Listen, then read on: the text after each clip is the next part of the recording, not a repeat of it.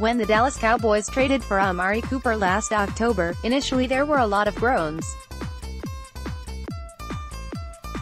Some of it had to do with the fact that Cooper's production in Oakland had started to die down after hitting the ground running with 2 Pro Bowl seasons in his first 2 years in the league.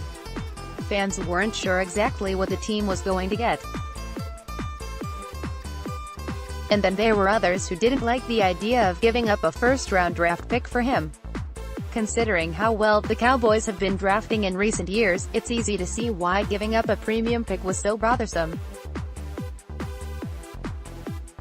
Not only that, but there's a big price difference between a rookie contract and what Cooper will soon demand, so the salary cap implications couldn't be completely ignored.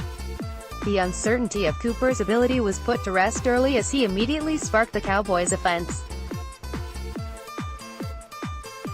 It didn't take long for him to easily justify burning a high draft pick in the trade. While that issue has been put to rest, the other part of the concern remains valid. Now that we have a little bit of an idea of the layout of the upcoming NFL draft, we can start hypothesizing and evaluating if the Cowboys did in fact make the right decision trading for Cooper. What if the Cowboys didn't make the trade? Well, the first thing we must consider is that the Cowboys would have struggled more on offense last year.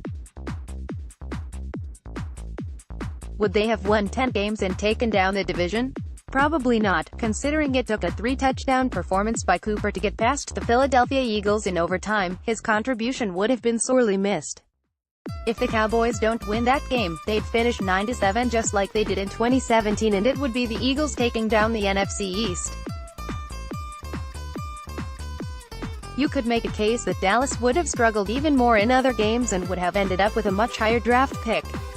Without being too imaginative, let's just assume the Cowboys would end up with a top 15 pick had they not traded for Cooper.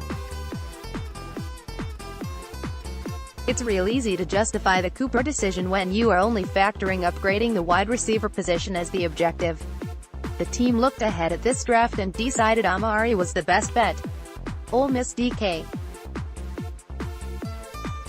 Metcalf is the only receiver that seems like he could eclipse Cooper, but even that's a risk. And if the team held the 15th overall pick, who's to say they even get Metcalf? The Cowboys may have to use additional draft capital to get him or just lose out on a top wide receiver. They wouldn't use their first-round pick for a wide receiver. While wide receiver would be the big need, the Cowboys are committed to not allowing need to influence their draft process. They're looking to take the best player. If the Cowboys were sitting at pick 15 this year, they'd be in prime position to land one of the elite defensive linemen in the draft. Whether it's on the edge or in the middle, there are some outstanding talent in trenches that can be acquired within the first 20 picks of this draft. Based strictly on wide receiver options, Cooper's the better choice, but you can't look at it that way.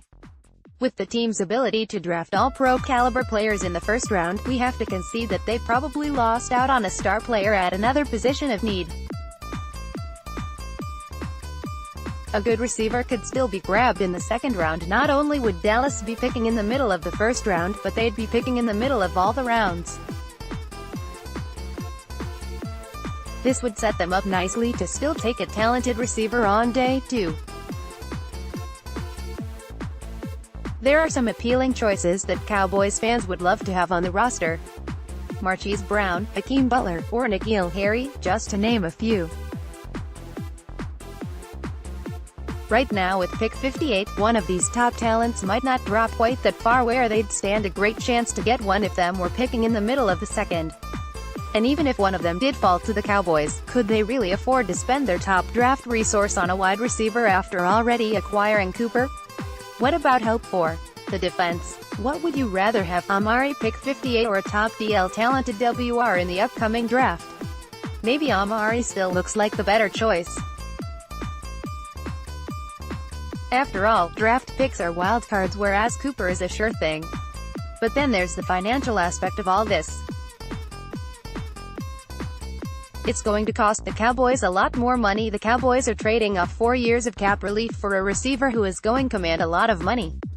And with news that Julio Jones is close to a deal that will make him the highest paid wide receiver, the price to retain Cooper could be going up even further.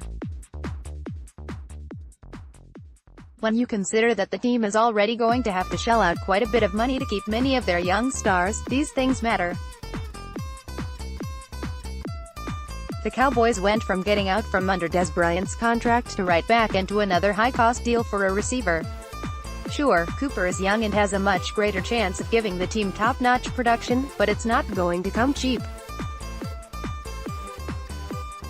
When you factor all of these things together, it makes you stop and think if the Cowboys did in fact do the right thing.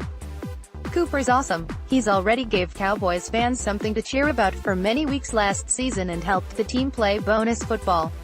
More greatness is coming, but the price the Cowboys paid was a hefty one, and one can't help wondering what would have been had the deal not gone down.